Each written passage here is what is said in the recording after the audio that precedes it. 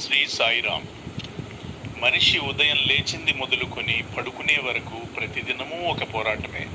సంసార జీవితంలో భార్య, భర్త, పిల్లలు, ఉరుకులు పరుగులు ఇవన్నీ నిత్యము ఉండనే ఉంటాయి.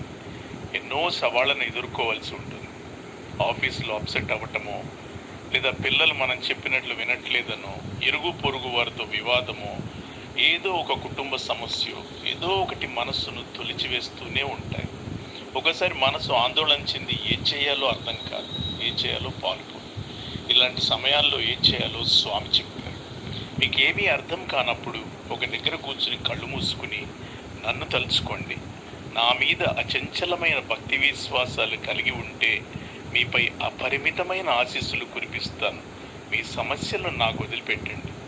మీకు ఎప్పుడు ఏది ఇవ్వాలో నాకు కాక ఇంకెవరికి తెలుసు.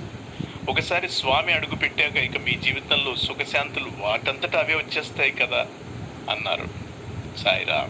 స్వామిని తలుచుకోండి, సాయిరాం అనుకోండి, అన్నిటినీ బాబాకి వదిలిపెట్టేసేయండి, సుఖశాంతులతో జీవించండి.